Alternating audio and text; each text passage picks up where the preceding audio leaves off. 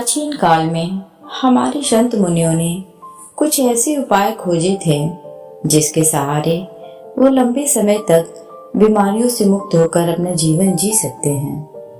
आज के वीडियो में हम उनमें से सबसे महत्वपूर्ण नियमों का जिक्र करेंगे जो बहुत आसान है और जिसे अपनाकर कोई भी व्यक्ति, पुरुष या महिला, बूढ़ा या बच्चा अपना सकता है और बीमारियों से मुक्त स्वस्थ जीवन जी सकता है।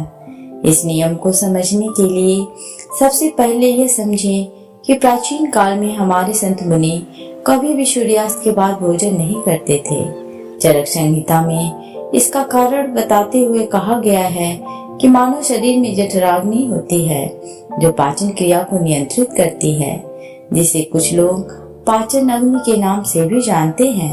और यह जठराग्नि यानी पाचक अग्नि सूर्य के संपर्क में आने पर अच्छे से काम कर सकती है।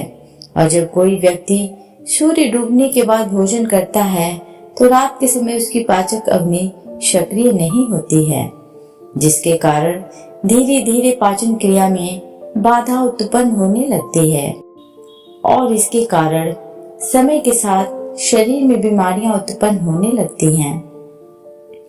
यहीं से सभी रोगों की जड़ का जन्म होता है।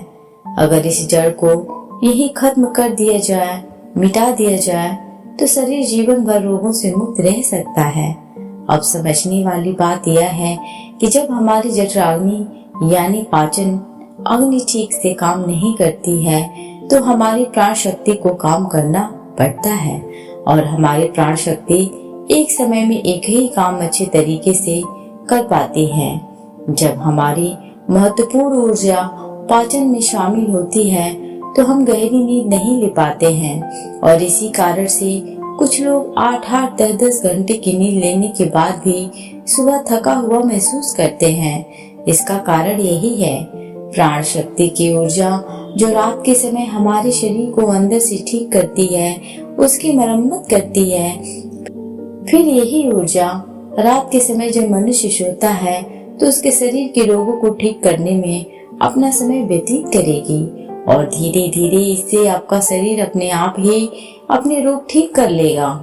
लेकिन इसके लिए आपको अपना रात का खाना सूरज डूबने से पहले करना होगा ताकि सूरज के संपर्क में रहने वाली आपकी पाचन अग्नि बेहतर तरीके से काम करे। यह आपके भोजन को जल्दी पचाने में मदद करेगा, जिससे आपकी जीवन शक्ति अन्य कार्य कर सकेगी। मान लीजिए कि आप शाम को 6 से 7 बजे के बीच खाना खाते हैं, इसके बाद आप 9 से 10 बजे के आसपास सो जाते हैं, तो इन 2 से 3 घंटों में आपका ज्यादातर खाना पच जाता है और बाकी का भोजन रात्रि के 1 बजे तक पूरी तरह से पच जाता है और उसके बाद आपकी जीवन शक्ति आपके शरीर की मरम्मत करने लगती है, आपके शरीर की बीमारियों को ठीक करने में लग जाती है। और यही वह समय होता है जब आपका शरीर खुद को डिटॉक्स करना शुरू कर देता है। इस प्रक्रिया को अर्धोपवास कहा जाता है, जिसकी पूरी अवधि 16 घंटे की होती है। लेकिन जो लोग दिन में 16 घंटे उपवास करने में सक्षम नहीं हैं, वो 12 घंटे से शुरुआत कर सकते हैं। यानी कि अगर आपने रात्रि को 7 बजे भोजन किया है तो आप अगले दिन सुबह 7 बजे ही भोजन करें, जिससे कि आपकी बॉडी को तकरीबन 6 घंटों का समय मिलता है खुद को रिपेयर करने का।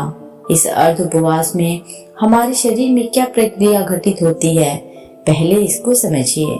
जब हम अर्ध उपवास करते हैं तो हमारे शरीर को पूरी तरह से भोजन नहीं मिलता, इसीलिए शरीर अपनी जरूरतों को पूरा करने के लिए अपनी कोशिकाओं में जो बैक्टीरिया होते हैं उनको ही खाना शुरू कर देता है और इसी वजह से हमारी कोशिकाओं का अपने आप शुद्धिकरण होने लगता है।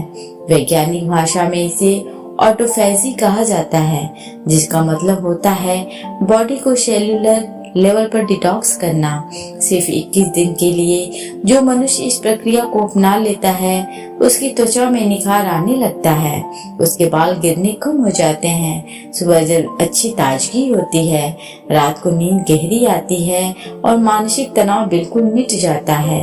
कुछ लोगों को लगता है कि अर्ध उपवास करने से उनका शरीर कमजोर हो जाएगा, लेकिन अर्ध उपवास करने से शरीर का फैट कम होता है, मसल्स लॉस नहीं होता, और मसल्स लॉस नहीं होता इसलिए शरीर की क्षमता अपने आप बनी रहती है। अब तक आप ये समझ चुके हैं कि आपकी प्राण शक्ति आपकी बीमारियों को दूर करने के लिए किस प्रकार कार्य करती है, किस समय आपको भोजन करना चाहिए ताकि आपकी प्राण शक्ति पूरी ऊर्जा के साथ काम कर सके, ये हम समझ चुके हैं। लेकिन इसके बाद जो समझने वाली बात है वो ये है कि आज के समय में काम करते करते आदमी अपनी दैनिक दिनचर्या बिल्कुल छोड़ देता है। वो किस प्रकार सही समय पर भोजन करे, अगर वो रात के समय काम करता है तो वो किस प्रकार भूखा रहे, क्योंकि उसे तो आदत हो चुकी है रात के समय देर से खाना खाने की। और कुछ लोगों के साथ समस्या ऐसी है कि वो भूखे नहीं रह सकते, थोड़ी थोड़ी देर में उन्हें भूख लगती रहती है।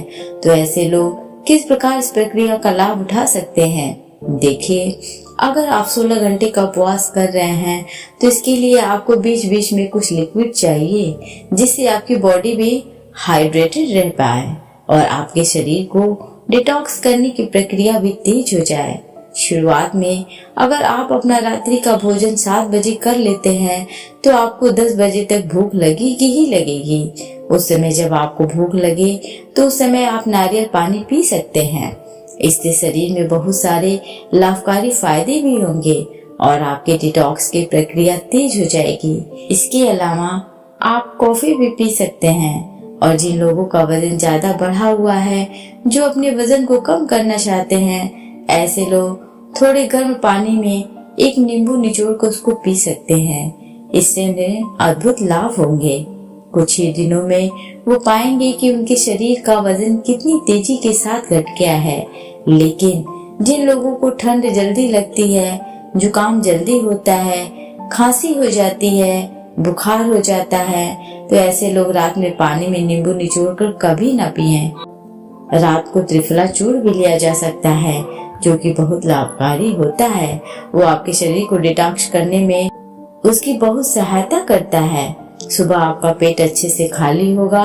अगर रात को आप त्रिफला चूर्ण लेकर सोते हैं, जिन लोगों को डायबिटीज या फिर शुगर की प्रॉब्लम रहती है, ऐसे लोग अर्ध उपवास पूरा करने के बाद जब अपना पहला भोजन करते हैं, यानी कि सुबह ब्रेकफास्ट जब वो करते हैं, तो हल्के गर्म पानी में एप्पल साइडर विनेगर, दालचीनी का पाउडर और ऊपर से एक नींबू निचोड़कर पी सकते हैं।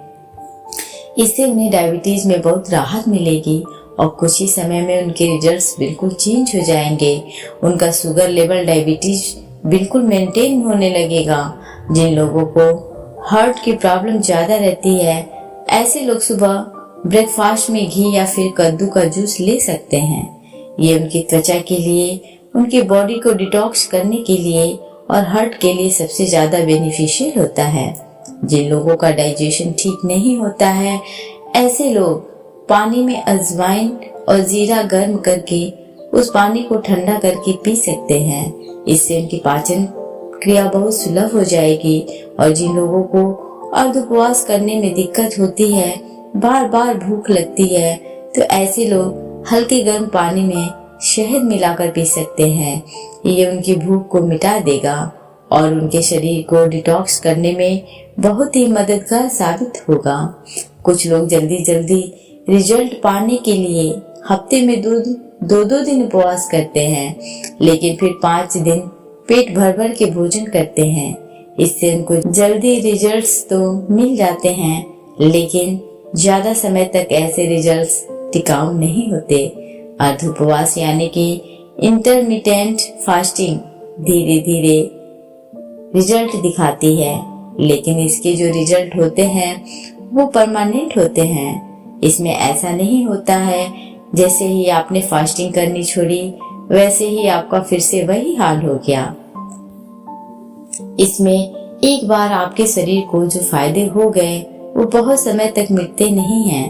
देखिए, हर कोई अर्ध उपवास कर भी नहीं सकता है, क्योंकि जो स्पोर्ट्समैन होता है, जो खेलकूद में होते हैं, उनके शरीर को रेगुलर डाइट चाहिए होती है। क्योंकि उनके लिए हेल्थ से ज्यादा परफॉर्मेंस जरूरी होती है।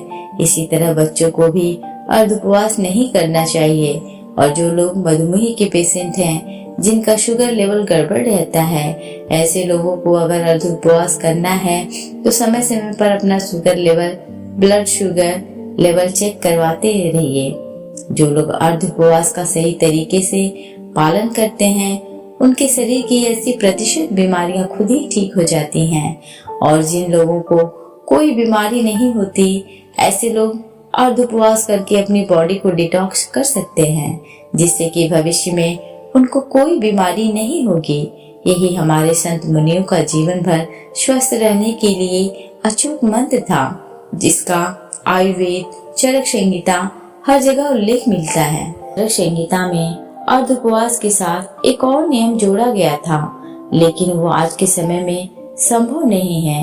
लेकिन फिर भी मैं आप लोगों के सामने उसका उल्लेख करना चाहती हूँ।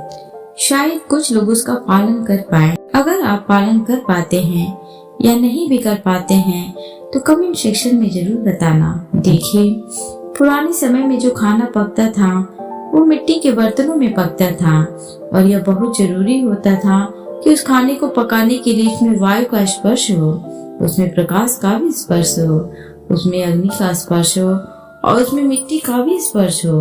उस समय मिट्टी का ही बर्तन होता था। अग्नि के स्पर्श खाने को पकाने के लिए दिया जाता था, और सूर्यास्त से अगर पहले खाना पकेगा तो उसमें प्रकाश का भी स्पर्श आ जाएगा और वायु का भी स्पर्श आ जाएगा।